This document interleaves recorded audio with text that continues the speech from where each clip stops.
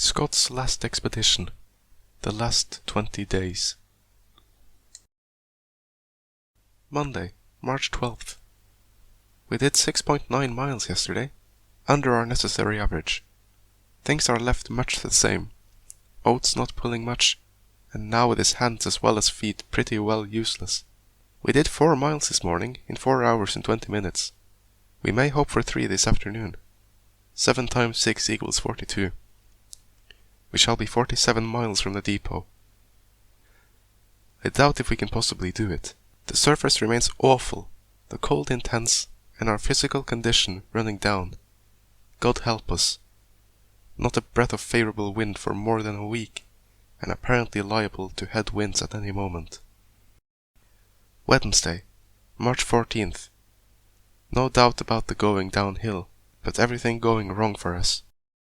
Yesterday we woke to a strong northerly wind with temperature minus 37 degrees. Couldn't face it, so remained in camp till 2, then did 5 miles. Wanted to march later, but partly feeling the cold as the breeze never took off entirely, and as the sun sank the temperature fell. Long time getting supper in the dark. This morning started with a southerly breeze, set sail, and passed another cairn at good speed, halfway.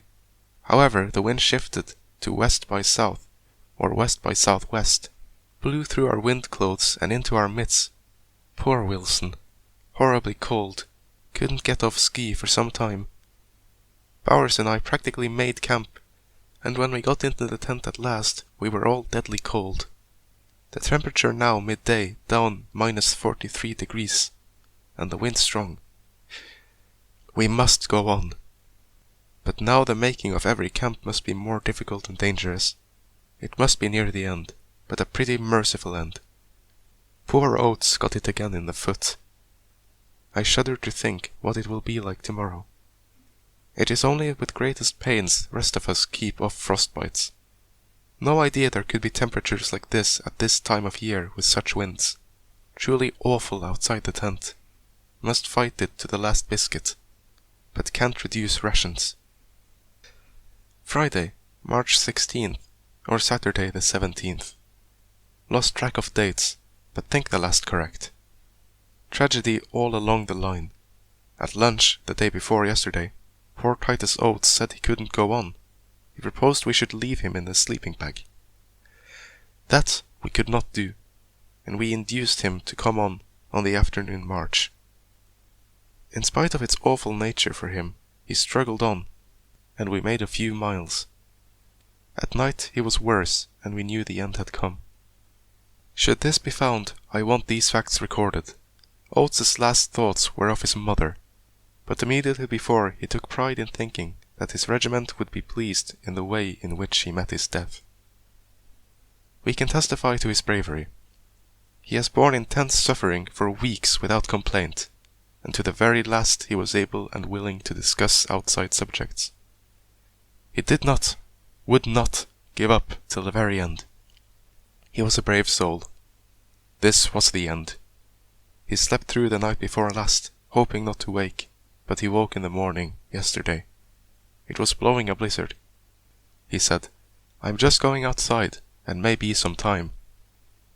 He went into the blizzard, and we have not seen him since. I take this opportunity of saying that we have stuck to our sick companions to the last. In the case of Edgar Evans, when absolutely out of food and he lay insensible, the safety of the remainder seemed to demand his abandonment, but Providence mercifully removed him at this critical moment. He died a natural death, and we did not leave him until 2 hours after his death.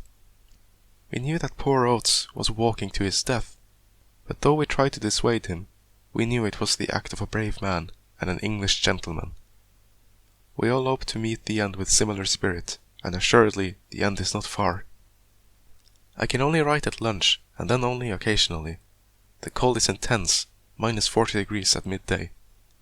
My companions are unendingly cheerful, but we are all on the verge of serious frostbites, and though we constantly talk of fetching through, I don't think any of us believes it in his heart. We are cold on the march now, and at all times except meals. Yesterday we had to lay up for a blizzard, and today we moved dreadfully slow, We are at number 14 pony camp, only 2 more pony marches from the 1-ton depot. We leave here our theodolite, a camera, and oat sleeping bags. Diaries, etc., and geological specimens carried at Wilson's special request will be found with us on our sledge. Sunday, March 18th. Today, lunch, we are 21 miles from the depot. Ill fortune presses, but better may come. We have had more wind and drift from ahead yesterday. Had to stop marching. Wind northwest. Force 4. Temperature -35 degrees. No human being could face it, and we are worn out nearly. My right foot has gone, nearly all the toes. 2 days ago, I was the proud professor of best feet. These are the steps to my downfall.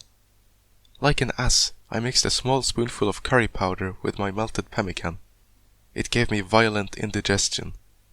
I lay awake and pain all night, woke and felt done on the march. Foot went and I didn't know it.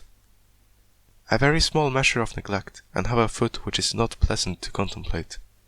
Bowers takes first place in condition, but there is not much to choose after all. The others are still confident of getting through, or pretend to be. I don't know. We have the last half fill of oil on our primuses, and a very small quantity of spirits. This alone between us and thirst. The wind is fair for the moment, and that is perhaps a fact to help. The mileage would have seemed ridiculously small on our outward journey. Monday, March 19th. Lunch. We camped with difficulty last night, and were dreadfully cold till after our supper of cold pemmican and biscuit, and a pannikin of cocoa cooked over the spirit. Then, contrary to expectation, we got warm and all slept. Today we started the usual dragging manner. Sledge dreadfully heavy. We are 15 miles from the depot, and ought to get there in 3 days. What progress! We have 2 days' food, but barely a day's fuel. All our feet are getting bad. Wilson's best, my right foot worst, left all right. There is no chance to nurse one's feet till we can get hot food into us. Amputation is the least I can hope for now. But will the trouble spread? That is the serious question. The weather doesn't give us a chance. The wind, from north to northwest, and -40 degrees temperature today. Wednesday, March 21st. Got within 11 miles of depot Monday night. Had to lay up all yesterday in severe blizzard. Today forlorn hope. Wilson and Bowers going to the depot for fuel. The 22nd and 23rd. Blizzard, bad as ever. Wilson and Bowers unable to start. Tomorrow last chance. No fuel, only 1 or 2 of food left. Must be near the end. Have decided it shall be natural. We shall march for the depot with or without our effects and die in our tracks. Thursday, March 29th. Since the 21st, we have had a continuous gale from west-southwest and southwest. We had fuel to make 2 cups of tea apiece and bare food for 2 days on the 20th. Every day we have been ready to start for our depot 11 miles away, but outside the door of the tent it remains a scene of whirling drift. I do not think we can hope for any better things now. We shall stick it out to the end, but we are getting weaker, of course, and the end cannot be far. It seems a pity, but I do not think I can write more. R. Scott. Last entry. For God's sake, look after our people. End of diary. Wilson and Bauer were found in the attitude of sleep, and their sleeping bags closed over their heads as they would naturally close them. Scott died later. He had thrown back the flaps of his sleeping bag and opened his coat. The little wallet containing the 3 notebooks was under his shoulders, and his arm flung across Wilson. So they were found 8 months later.